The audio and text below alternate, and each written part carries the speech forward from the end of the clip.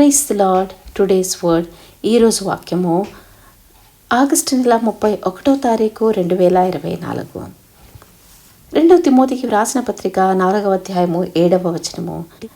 మంచి పోరాటము పోరాడి తిని, నా పరుగు కడ ముట్టించి తిని, విశ్వాసము కాపాడుకుంటుని. క్రీస్తునందు ప్రియమైన సహోదర సహోదరులారా, మంచి పోరాటం పోరాడే వ్యక్తులు ఎంతోమంది ఈ లోకంలో ఉన్నారు. వాళ్ళ పరుగు కడ ముట్టించారు. అలాంటి వాళ్ళ గురించి ప్రతి శనివారము మనము మాట్లాడుకుంటున్నాం కదా. ఈ శనివారము, ఈ నెలాంతం ముందు మరొక గొప్ప వ్యక్తి గురించి మాట్లాడుకుందాము. అంతకు ముందుగా ఈ నెలంతా కాచి కాపాడిన ప్రభువుకు హృదయపూర్వకంగా కృతజ్ఞతాస్తుతులు చెల్లిస్తాము. ఎంతైనా ఆయన నమ్మదగిన దేవుడు కనుకనే మనము ఆగస్టు నెల 31వ తారీఖు వరకు సజీవంగా ఉండి ఆయన వాక్యాన్ని వింటున్నాము, ఇతరులతో పంచుకుంటున్నాము. ప్రతి శనివారం నేను అడిగే ప్రశ్న ఒకటి, వీరందరూ మహనీయులు తమ జీవిత కాలంలో తాము చేయవలసింది చేసి వెళ్ళిపోయారు కదా. ఇప్పుడు మనకున్న పరిస్థితులతో, మనకున్న తలాంతులతో మనం ఏం చేస్తున్నాం? మన కర్తవ్యం ఏంటి? అది మనల్ని ప్రశ్నించుకుందాం. అంతేకాకుండా ఈ విధంగా గొప్ప సేవ చేసిన సేవకుల గురించి మాట్లాడుకొని వారి ద్వారా ఇన్స్పిరేషన్ పొంది, స్ఫూర్తిని పొంది మనం కూడా మంచి పనులు చేద్దాం. ఈ రోజుకి నేను జేమ్స్ హడ్సన్ టేలర్ గారి గురించి తీసుకున్నాను. ఈయన మే నెల 21వ తేదీన 1832వ సంవత్సరంలో జన్మించారు. జూన్ నెల 3వ తేదీ 1905వ సంవత్సరంలో ప్రభు దగ్గరకు పిలువబడ్డారు. ఈయన చైనాకు చెందిన బ్రిటిష్ బాప్టిస్ట్ క్రిస్టియన్ మిషనరీ మరియు చైనా ఇన్లాండ్ మిషన్ CIM, ఇప్పుడు OMF ఇంటర్నేషనల్ వ్యవస్థాపకుడు. టేలర్ చైనాలో 54 సంవత్సరాలు గడిపారు. టేలర్కు చైనీస్ సంస్కృతి పట్ల అభిమానం ఉండింది. సువార్త ప్రచారం కోసం అత్యుత్సాహంతో పనిచేశాడు. ఆ కాలంలోని మిషనరీలలో ఇది చాలా అరుదుగా ఉన్నప్పటికీ అతను స్థానిక చైనీస్ దుస్తులను ధరించాడు. అంటే వాళ్ళ దేశంలోకి సరిపోయినట్టుగా వాళ్ళ బట్టలలోనే ఉండి సేవ చేశాడు. 16 సంవత్సరాల వయసులో పేద రిచర్డ్స్ అనే సువార్త కరపత్రాన్ని చదివిన తర్వాత అతను క్రీస్తుపై విశ్వాసాన్ని ప్రకటించాడు.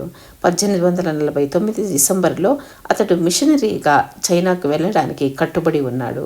మే 1850లో అతను వైద్య విద్యను అభ్యసించడం ప్రారంభించాడు.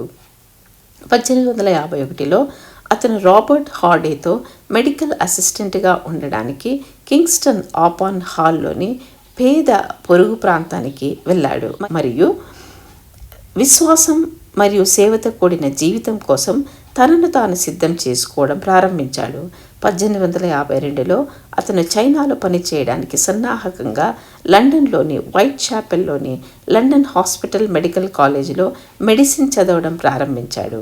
టేలర్ తన వైద్య విద్యను పూర్తి చేసే ముందు లివర్పూల్ నుండి బయలుదేరి చైనీస్ ఇవాంజలైజేషన్ సొసైటీకి ఏజెంట్గా 19 సెప్టెంబర్ 1853 ఇంగ్లండ్ను విడిచిపెట్టాడు. 1854 మార్చి 1వ తేదీన షాంఘైలో అడుగుపెట్టాడు. టేలర్ 1855 నుండి షాంఘై పరిసరాల్లో 18 ప్రచార పర్యటనలు చేశాడు.